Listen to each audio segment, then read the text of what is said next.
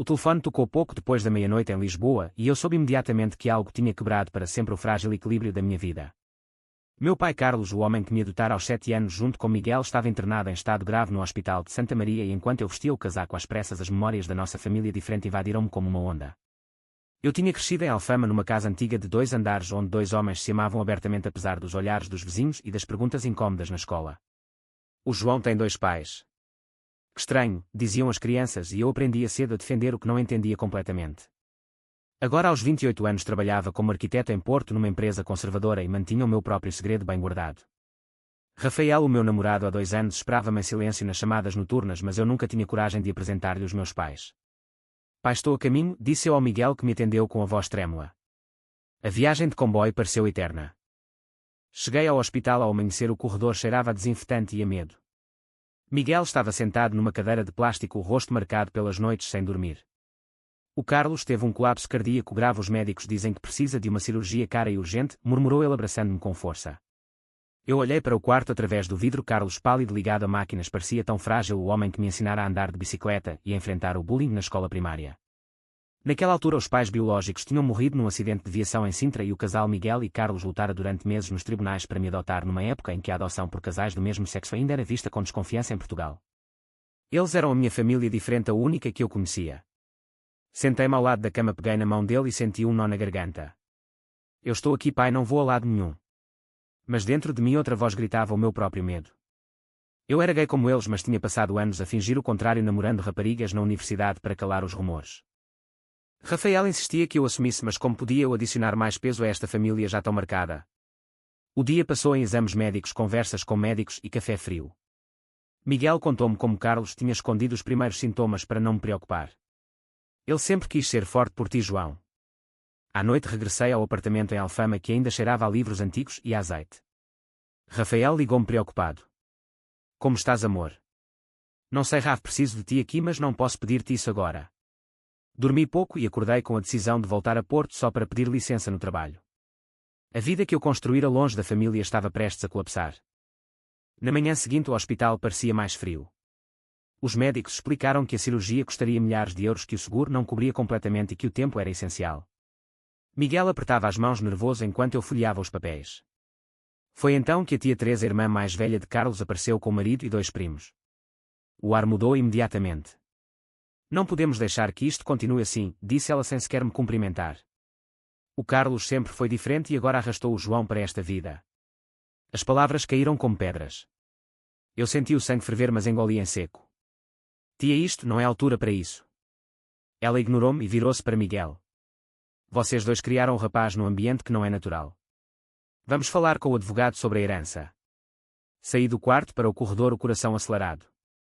As memórias do colégio inundaram-me, os colegas a rirem-se, o João é filho de paneleiros, e eu a voltar para casa a chorar nos braços de Carlos, que me dizia, o amor não se explica, filho, só se vive. Agora adulto eu repetia o mesmo padrão, escondendo Rafael como se o meu amor fosse uma vergonha maior do que a doença do pai. À tarde encontrei-me com Rafael no Jardim da Estrela. Ele veio de Lisboa de propósito, cabelos curtos penteado pelo vento. Abraçámo-nos por longos minutos sem dizer nada. Eu quero estar contigo nisto, João, mas tu precisas de decidir quem és. As lágrimas vieram. Contei-lhe sobre os parentes, sobre o dinheiro e sobre o meu medo de perder o emprego se alguém descobrisse. Eles não entendem, Raf. A minha família é diferente, mas é minha. Voltámos juntos ao hospital. Miguel recebeu Rafael com um sorriso cansado, como se já soubesse. Carlos acordou por breves momentos e apertou-me a mão. Promete-me que vais ser feliz, filho, não importa o que digam. Saí do quarto com o peito apertado. No dia seguinte recebi um e-mail da empresa em Porto. João, precisamos de ti de volta na segunda, o projeto não pode esperar. Liguei ao chefe e pedi 2 semanas. A resposta foi seca. Não abuses da nossa compreensão. À noite jantei com Miguel na cozinha pequena de Alfama. Ele contou-me histórias da adoção, como lutaram contra o sistema, como o juiz finalmente assinou os papéis depois de ver como eu me agarrava a eles. Tu salvaste-nos tanto quanto nós te salvamos, João. Eu queria contar-lhe sobre Rafael, mas as palavras não saíam. O conflito interno crescia, orgulho pela família diferente versus o medo de ser julgado como eles foram. Dormi no sofá antigo e sonhei com Carlos a sorrir-me no dia em que me adotaram. Acordei decidido a ficar em Lisboa, custasse o que custasse. Aprox 980 palavras. A carta do advogado chegou na quarta-feira, selada e ameaçadora. Os parentes de Carlos queriam contestar parte do testamento alegando que o estilo de vida do casal tinha prejudicado a minha educação. Miguel leu em voz alta, a voz a tremer. Eles não podem fazer isto. Carlos estava mais fraco, os monitores apitando ritmicamente. Eu sentei-me ao lado dele e segurei-lhe a mão. Pai, eu vou resolver isto. Pela primeira vez senti a urgência de agir não só como filho mas como homem que carregava o mesmo segredo. Saí do hospital e caminhei pelas ruas de Alfama ao tram 28 a passar com turistas. Liguei a Rafael. Vem cá esta noite, preciso de ti. Ele chegou ao fim da tarde com uma garrafa de vinho do Douro. Sentámo-nos no terraço pequeno, o Tejo ao fundo. Contei-lhe tudo sobre a carta, sobre o medo e sobre como eu me sentia preso entre dois mundos. Eu amo-te, Rafa, mas tenho medo de magoar os meus pais se assumir agora. Ele beijou-me a testa. Teu pai ama-te exatamente como és. Na manhã seguinte voltei ao hospital. Carlos estava acordado, o olhar mais lúcido. Filho, eu sei que tens alguém. Não escondas por minha causa. As lágrimas caíram. Contei-lhe sobre Rafael timidamente. Ele sorriu fraco. Traz o rapaz aqui amanhã. O dia passou em reuniões com o advogado de Miguel. Os parentes pressionavam por uma audiência rápida. Eu comecei a pesquisar campanhas de crowdfunding e histórias semelhantes em Portugal. À noite Rafael conheceu oficialmente Carlos. O momento foi simples mas profundo, mãos apertadas, sorrisos tímidos e uma promessa silenciosa de apoio. Miguel observava-nos com os olhos úmidos. A nossa família cresce mais uma vez. Mas a pressão crescia. O chefe de Porto enviou um ultimato, ou voltava ou perdia o emprego. Escolhi ficar. Comecei a escrever o texto para um vídeo no telemóvel à noite no quarto antigo. As palavras saíam com dificuldade. Fui adotado por um casal gay quando o mundo ainda não estava pronto. Hoje o meu pai luta pela vida e eu luto por ele. Não publiquei ainda. O conflito interno atingia o pico. Seria este o sacrifício certo? Na sexta-feira gravei o vídeo no mirador da Senhora do Monte, o vento a agitar o cabelo. Rafael filmou-me em silêncio. Eu sou João, filho adotivo de Miguel e Carlos. A minha família é diferente e eu também sou gay. O meu pai precisa de ajuda e eu não vou ficar calado. Publiquei no Instagram e no Facebook com uma ligação para donativos. Em poucas horas o vídeo explodiu. Centenas de partilhas, comentários de apoio de toda Portugal. Força, João. Famílias como a vossa inspiram-nos. Mas também vieram os ataques. Isto é propaganda. Os parentes ligaram furiosos. Estás a envergonhar a família toda. Ignorei e continuei ao lado de Carlos. Miguel chorou quando viu o vídeo. Filho, tu fizeste o que eu nunca tive coragem. O hospital começou a receber chamadas de jornalistas. Um canal de televisão pediu uma entrevista. Aceitei.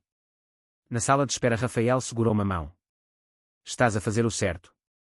A entrevista foi ao ar nessa noite. Eu falei da adoção, da doença dos parentes e do meu amor por Rafael.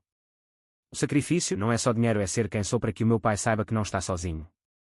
No dia seguinte as doações ultrapassaram os 20 mil euros. A empresa de Porto despediu-me oficialmente, mas eu já não me importava. Os parentes recuaram perante a pressão pública. Carlos melhorou ligeiramente depois de uma transfusão. Eu senti pela primeira vez o peso a aliviar. Rafael e eu caminhámos pela baixa de mãos dadas pela primeira vez em público. Alguém reconheceu-me e aplaudiu. O crescimento começava. A onda de apoio continuou durante toda a semana. Artigos no Público e no Expresso contavam a nossa história. O filho gay que salvou o pai adotivo. As doações chegaram a 40 mil euros. Carlos foi operado com sucesso na segunda-feira seguinte. Eu esperei no corredor com Miguel e Rafael de mãos dadas. Quando o cirurgião saiu sorridente, o alívio foi coletivo. Correu tudo bem. Na recuperação, Carlos pediu para ver o vídeo. Viu-o 2 vezes com lágrimas nos olhos. Tu cresceste mais do que eu podia imaginar. Os parentes enviaram uma mensagem tímida de desculpas. A tia Teresa apareceu no hospital com flores. Talvez tenhamos sido duros demais. Conversámos longamente. Eu expliquei o meu caminho, o medo, a supressão. Ela ouviu em silêncio e no fim abraçou-me. Teu pai sempre foi um bom homem. Rafael tornou-se parte da família. Jantámos em Alfama, risos e histórias. Eu sentia-me finalmente inteiro. O sacrifício tinha valido, o emprego perdido, a exposição pública, tudo valera para ver o pai a sorrir novamente. A sociedade portuguesa reagiu com uma mistura de apoio e debate. Cartas de outros filhos adotivos chegavam. Eu respondia a todas. A minha jornada de identidade estava completa. 3 meses depois Carlos voltou para casa em Alfama mais magro mas vivo. Organizamos um pequeno jantar de agradecimento. Miguel cozinhou bacalhau, Rafael ajudou na mesa e eu servi o vinho. Os parentes vieram, alguns vizinhos também. No final do jantar levantei-me. Hoje celebro não só a recuperação do meu pai mas a família que escolhemos. Obrigado a todos. Rafael beijou-me à frente de todos. O momento foi simples mas perfeito. Caminhámos depois até ao Tejo, o pôr do sol pintando o céu. Abraçámo-nos em silêncio gratos. A minha vida mudara, já não escondia nada. Trabalhava agora num estúdio pequeno em Lisboa, projetos mais pessoais. A família diferente tornara-se a minha força. Carlos e Miguel olhavam-nos com orgulho. A ação que eu tomara comovera não só Portugal mas também a mim mesmo. Eu tinha crescido. Achas que o amor de uma família escolhida supera sempre os preconceitos da sociedade? Verdadeiro ou falso?